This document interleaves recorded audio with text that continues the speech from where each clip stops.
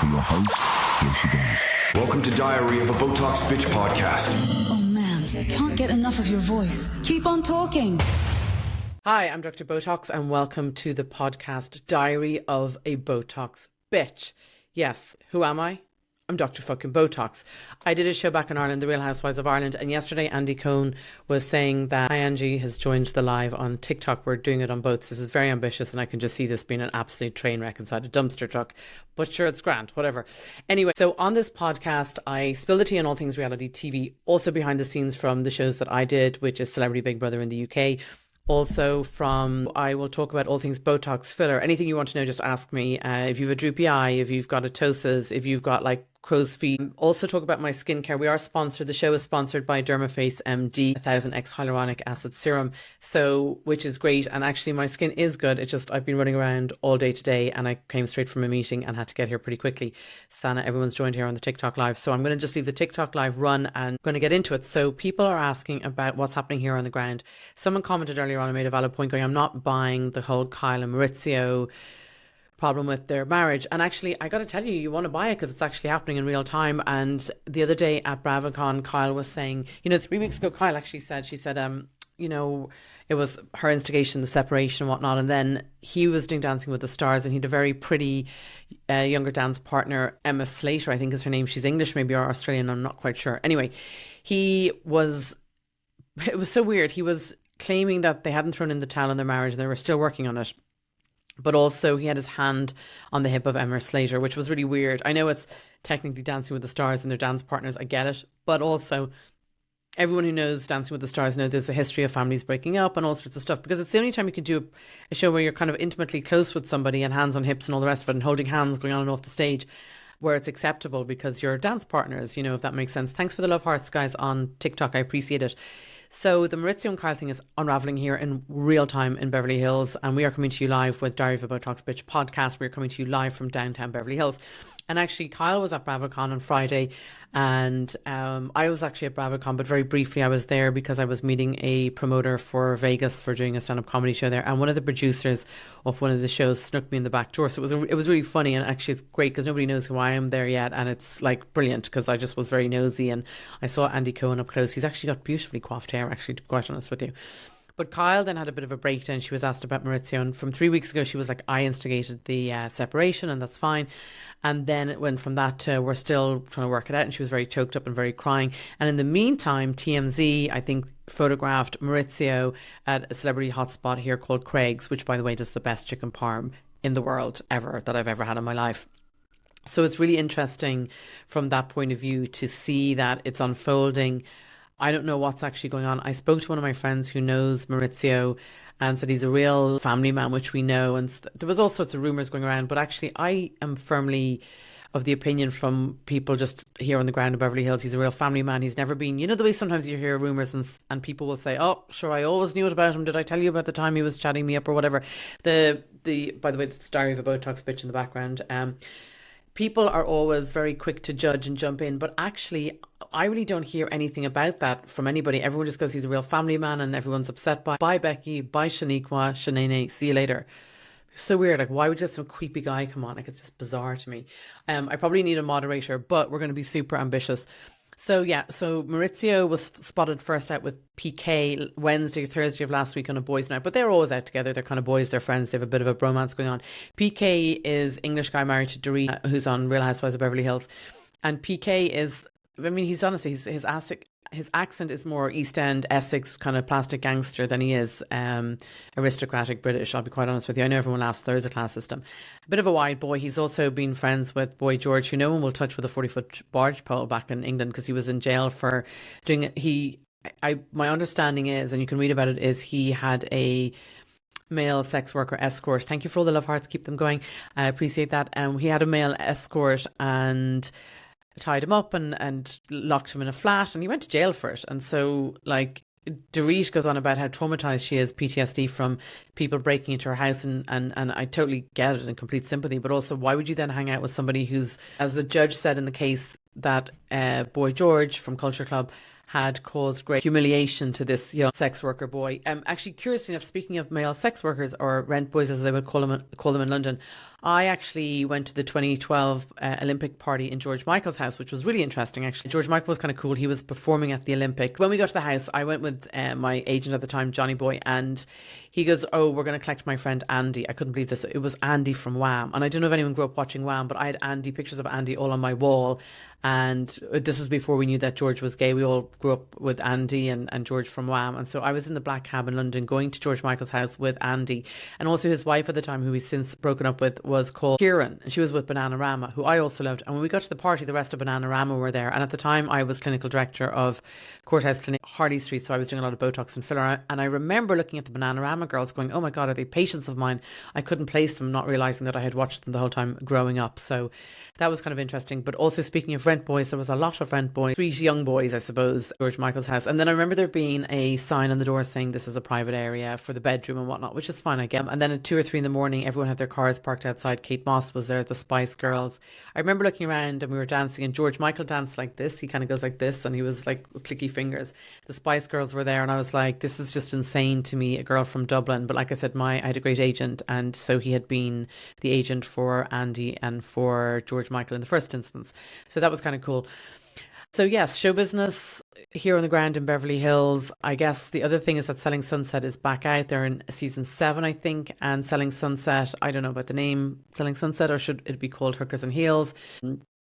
How about Hoochie Mamas in the Hollywood Hills? Probably is a better name. I don't know. But there's not much drama or much going on around. That's not exactly actually put on screen, unlike the Real Housewives of Beverly Hills, where it's all spilling off into everything. It's spilled into Dancing with the Stars, because Maurizio did 5 weeks on that, or 4 weeks on that, the husband of Kyle Richards from the Real Housewives of Beverly Hills.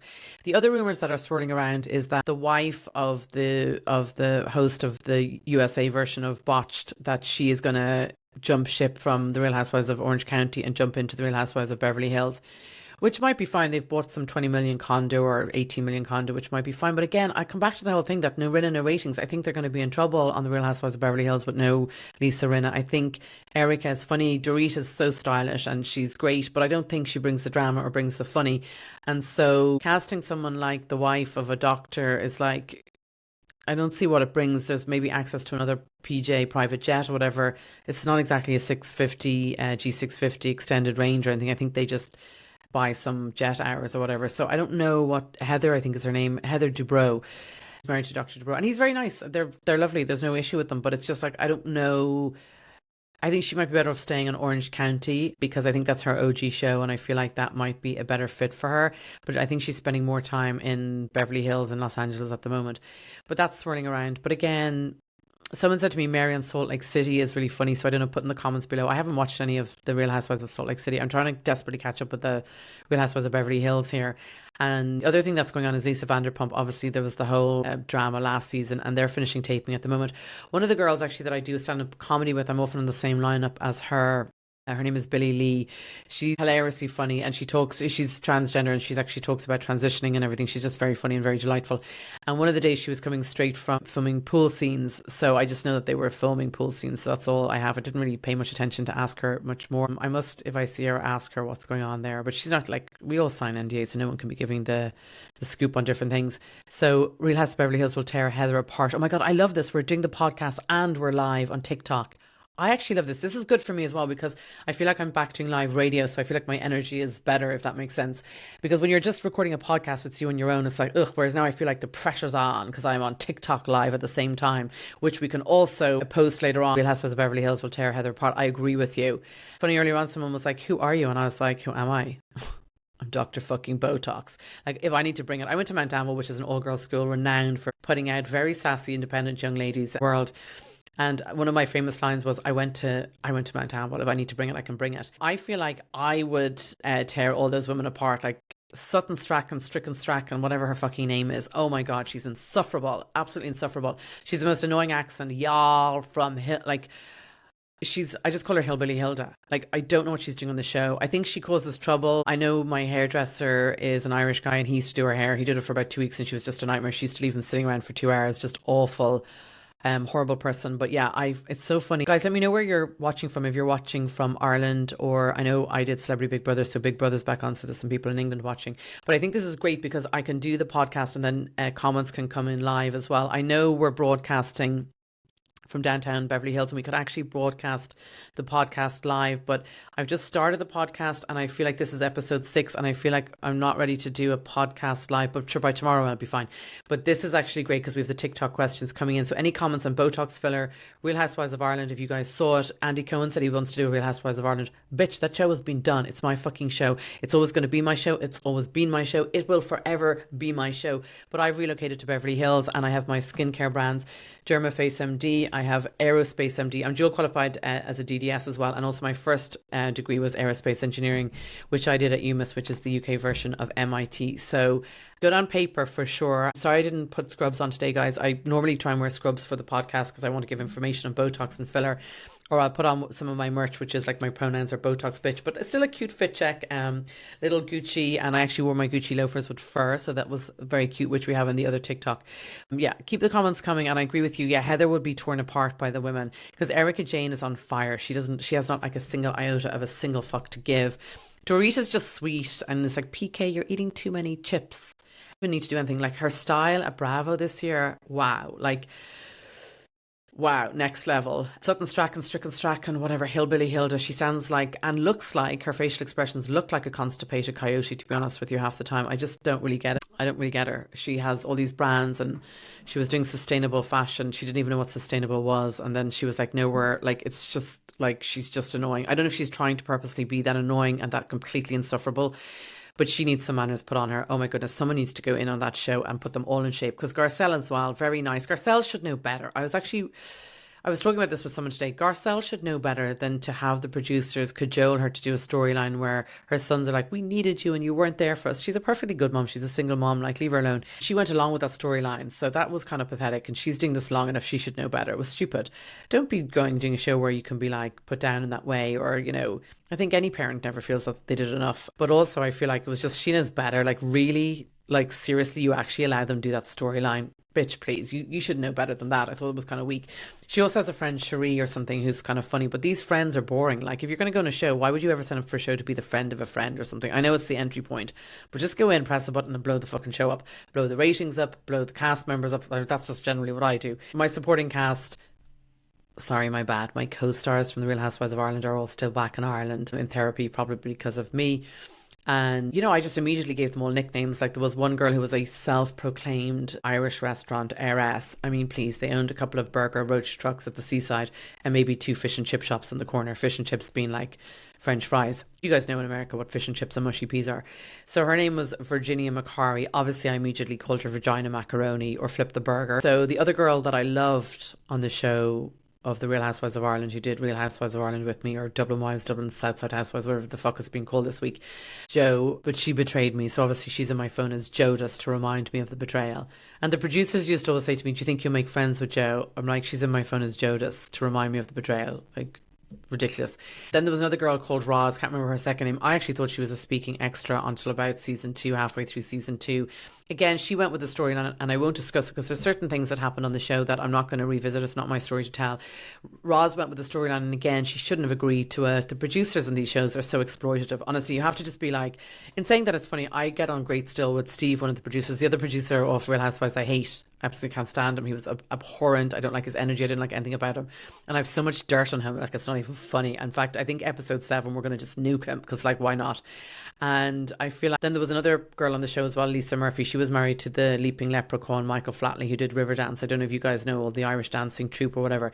He's actually, I don't even know anything about him, but I know she's a good lady inside and out. And I used to just call them like Jodas for Jo, Jodas, because she betrayed me, like Judas, Jo, spill the beans. Yeah, let me know what you want me to spill the beans on. Oh, on John Snorton. Well, his name was John Norton, so I, in every letter, used to call him John's Norton, like as in, like, do the maths. And actually at one stage he wrote me a really snarky letter. Well, he got one of his solicitor party friends to write a letter. It was a freebie letter, and like, it was so funny, it wasn't even signed, it was just signed solicitor. And so I wrote back a vicious letter. Oh my goodness, I must find the letter actually and just read it out. Should I do that like in the next episode where I find the letter and read it out? I think I should do that and then read back my response. fucking genius. It's like whenever we were doing Housewives, Vagina Macaroni used to get up in arms and she'd literally say about John Snorton. I should look for the email actually from him. It was like, I feel like I have it somewhere, but maybe not to hand. But also Vagina Macaroni used to get in a mood and she'd always threaten this, and she'd occasionally fax through a letter threatening to sue me, or she'd send it through an email. And I used to just put it on the fax at the time. Well, not the fax, like email it to every news desk. I like give a fuck. Like I don't care. So it was just amusing from that point of view. But yeah, John Snorton, even when we were down in Kinsale, after the end of all the drama that went on with that and all the carry on and all the antics, and there was screaming fights with people storming off back up the road to Dublin. After the end of that, I wasn't even in the same hotel as the girls. I was in a different hotel. I was like in a bed and breakfast, kind of a bougie bed and breakfast with the producers and the production team. And I was so annoyed and infuriated by what had gone on because they were all fighting with each other. I was like, oh, who are they having a go at? And I was like, oh my God, it's me. Are you kidding me? It was so organised. Anyway, it's fine. I mean, I get the memo. It's fine. I know how reality TV works and I can't complain. You know, I built brands and whatnot off it. But I was so annoyed that night when I got back to my room that at about 3 a.m, John Snorton came in and was loud and woke me up because obviously they stayed drinking or whatever. And he woke me up and I was so annoyed. And then he was in the bedroom beside me and then he was making so much noise that I actually just burst into the room to say, like, John, shut the fuck up. Because they were drunk and I just I don't drink and I don't party and I'm foaming. Like, I'm not going to be like, I'm pretty professional when it comes to being on set. Anyway, he woke me up and so I stormed into the room and he was in bed with one of the interns. I won't say her name, but like also like whatever. So just a little fit check, by the way. I have a little cute t-shirt on and I have Topshop jeans, but I like this little cardigan and also I have matching Gucci loafers, the ones with the fur are fabulous. So yeah, ask any other questions if you want to ask about any of them. I'm happy to answer. And it's kind of handy because I don't want to do the podcast live. I feel like we'll get to episode 10 and we can do a live podcast, but also it's interesting if people have any questions as well to ask me any questions about both. Yeah, intern. Yeah. Like interning, who she was the intern. Well, she went from intern and then halfway through the season, she was actually kind of booking all our scenes and whatever. But she was, oh, that's so sweet. Real Housewives of Beverly Hills. Oh, I don't know. I'm super serious about my comedy career. It's so funny. I was speaking, you know, because there are people asking questions and wanting to take meetings and stuff. And I'm like, no, I'm just going to focus on my comedy and whatever. I also feel like I'd be such a bitch in Real Housewives of Beverly Hills. I'd be like, ugh, who are these Karens? Like, someone needs to go in and stick a poker up all of their conchichis because they're like, Garcelle is so nice. Like, nice doesn't bring reality TV ratings.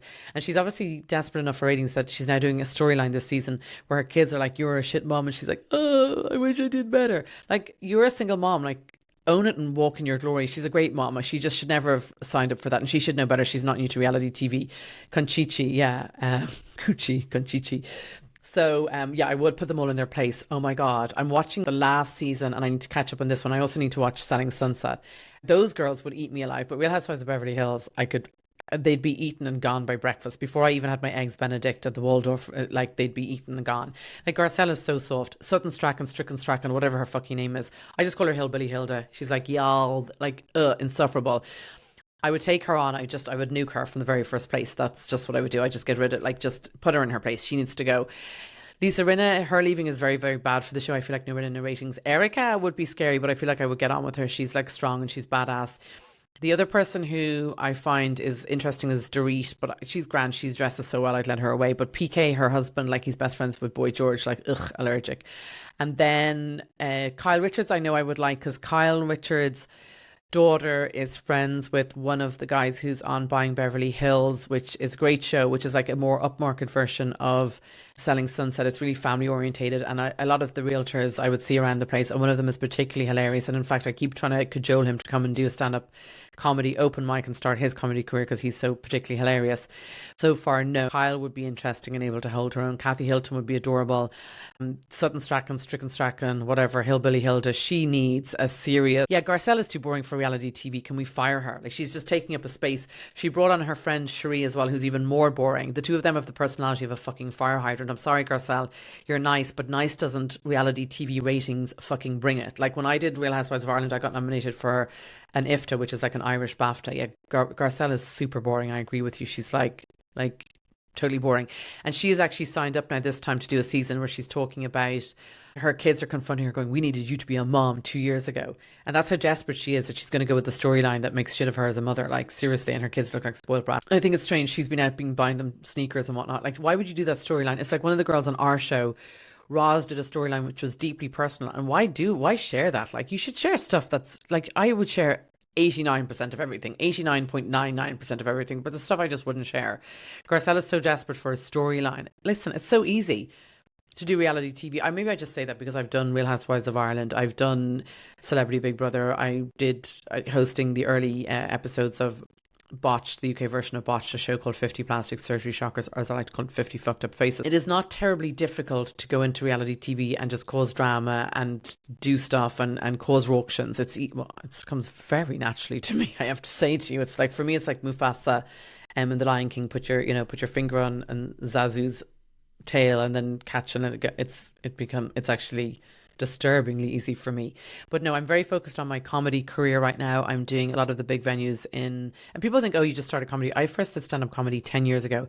Do I talk about very serious stuff? No, I spill the tea on all the things reality TV. Like, my opening thing is they bring me up on stage and they say, this is Dr Botox. You may have seen her. Remember that when you're doing reality TV, you can't be actually super, like, you can't just be super flat and super bland. You need to actually be, causing trouble and causing drama and causing stuff. I don't know why someone flagged. We just said Garcelle was boring. She is boring.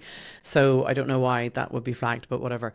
I feel like it's funny because on YouTube and on Spotify, and once you just say that you click that you're using bad words, whatever, it's fine.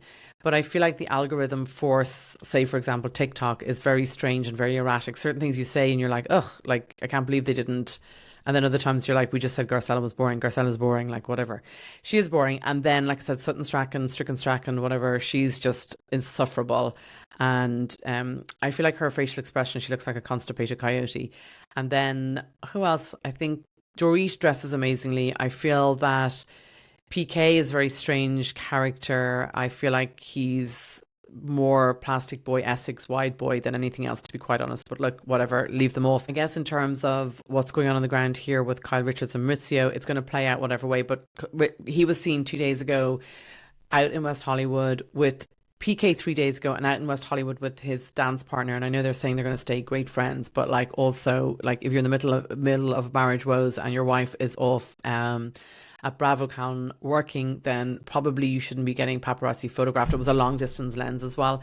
Funny, because I remember I had a driving incident back in Ireland, and what do I think of Crystal? Oh my God, that's hilarious. Again, super boring. She's so boring, I even forgot to mention her. So boring. Shouldn't be cast in reality TV, not suitable for reality TV. You need to be able to do some stuff and cause, Crystal has been eaten alive. That's so interesting, actually, is she? Because I actually need to catch up on the Real Housewives of Beverly Hills. I just haven't had a moment to myself because we've launched the podcast this week. But yeah, in fact, that's so funny. Crystal is so boring that I even forgot to mention her. I knew I kind of forgot somebody. That's terrible.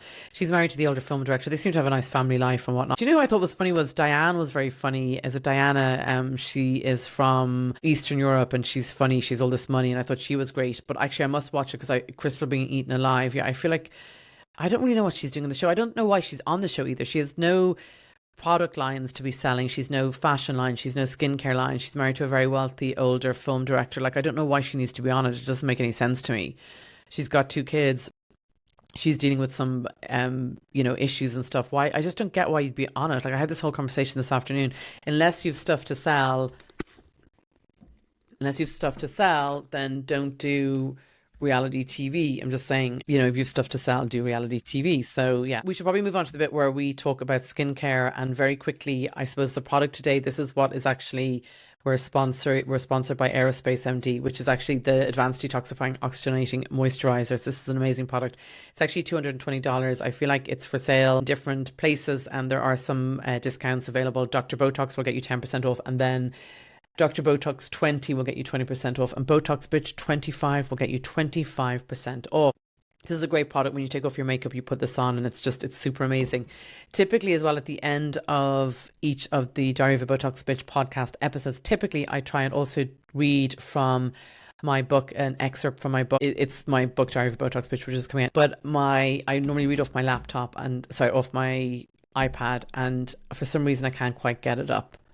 Okay, someone forgot to charge their iPad, so I can't quite do that today.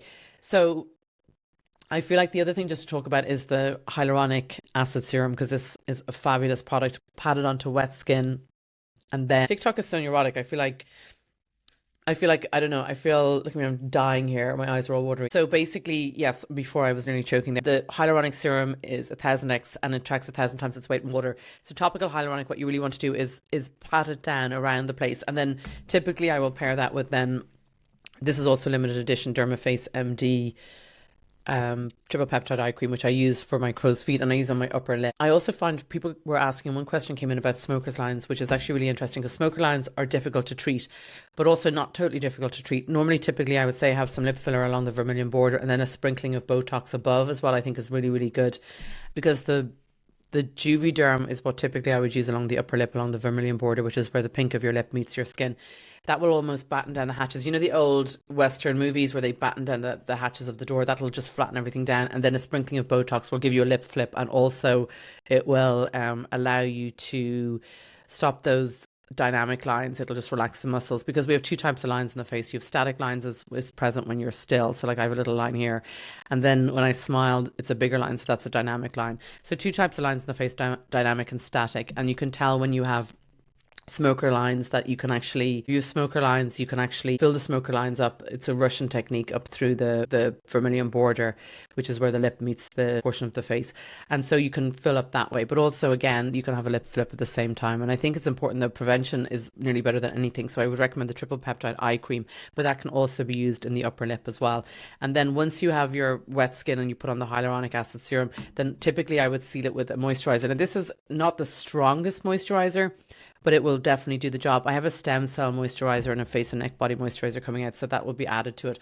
Also, just to let people know, we have Le Dollar Skin, which is a collab of Dr. Danielle Marr and Le Dollar Skin, and this is my Calm Down Karen cleanser. So this will be available soon on TikTok Shop. What is my thoughts on microneedle and how many courses is too many? So funny, microneedling is very interesting to me. I actually was going to introduce microneedling into the Dermaface MD brand, but I find that people, it's fine if you're going to do it, but people sometimes have home needles and they microneedle and then they put it back. You've got to be really careful. Like, you've broken the skin barrier and you've got to be very careful. You can't just leave it and give it a wash and then use it again. It needs to be fully disinfected. I feel like with any needle, it should be single use, to be honest. So if you're doing microneedling, I don't know if you're doing it at home with a face roller or you're going to somebody somewhere and they're doing it. If you're doing it at home with a face roller, I would probably just do single use and then throw it out, or else literally put it in a huge amount of disinfectant. But again, I think it's kind of single use. And you also have different levels of needles. You have like a 0.2, a 0.3, a 0.5, obviously. And it's great actually in theory, because I remember I had this one patient and they had bad scars on their face. And so I used to do filler to lift the scars, but also every time I would inject, I would be able to, I don't use a cannula, I use a needle. So every time I would inject, I would be getting in there and just breaking up the scar tissue. So every time you microneedle, you're going to stimulate the collagen, you're going to stimulate the elastin. So I think your practitioner would just look at your skin and would actually recommend how many for you. I don't know if you're doing it at home or you're going to somebody who's doing it, but again, allow breaks in between and healing.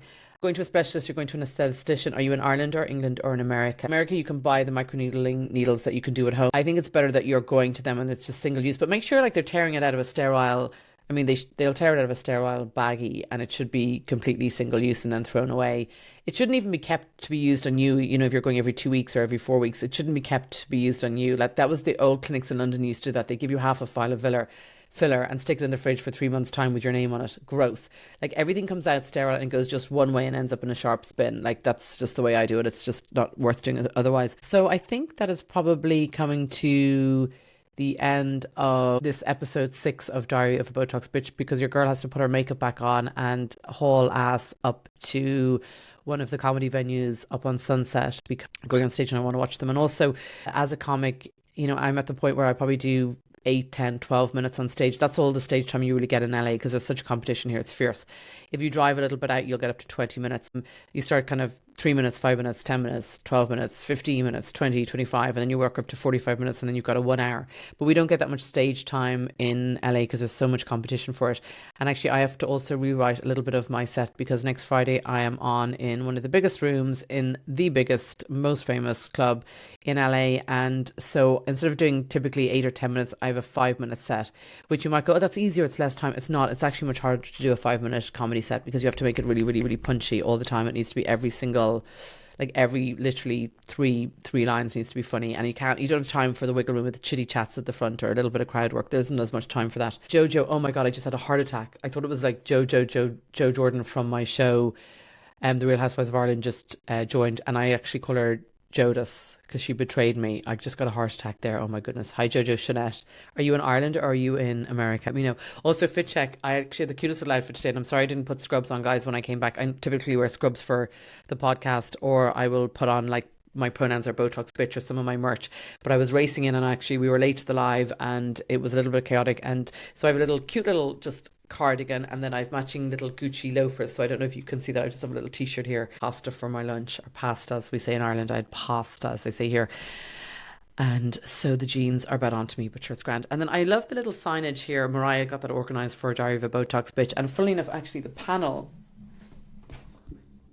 oh, I can't even get it, and it's so annoying. The panel here actually within the studio, and then actually can pick up, sometimes we can pick up, it picks up the pink here a little bit on this side wall as well.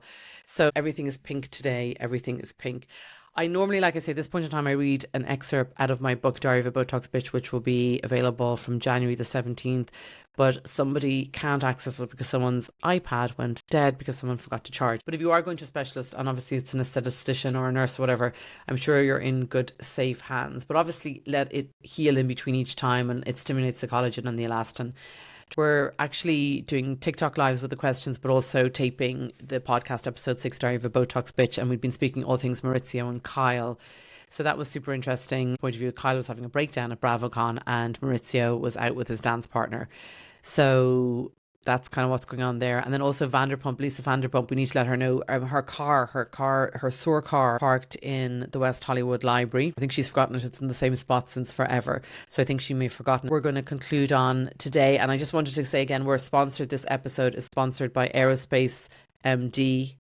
And this is the Advanced Detoxifying Oxygen Moisturizer, available for $220, free shipping over $40. Someone was saying that was very expensive. And yes, I get it. But, you know, I've never done anything cheap. We go full in and we the best ingredients. And actually, to be honest with you, the packaging isn't like crazy packaging. It's, you know, it's lovely packaging, but I didn't do glass bottles and heavy stuff. I want to be sustainable, and I didn't also want to be having extra shipping charges. So, but coming out will be $1 skin. So I don't know if you guys can see that. I think it's easier to see on the TikTok live than it is. And it's going to be Calm Down Karen Cleanser. Or podcast, go to the website and sign up on my website for my skincare product. And because we have a TikTok live going at the same time, we are not allowed to redirect people to third-party websites. So the code today that I'm going to give away, I always give away a free code, which is Botox Bitch 25, which is giving 25% off. So if you're buying this, it's $220, then you're going to get $55 off, which is great. This product is insane. That will be the conclusion of the show today. Unless anyone has any other questions on the Real Housewives of Ireland or Big Brother UK, which is back on, or on any of the skincare products, or on filler or anything else like that, do let me know. Pleasure. We're coming to you live from downtown Beverly Hills. This is a podcast, Diary of a Botox Bitch. And who am I? I'm Dr fucking Botox. I know it's exactly what you've been waiting for, so let's do this. Welcome to the segment we call Bo Talks. Let's talk all things Botox, filler and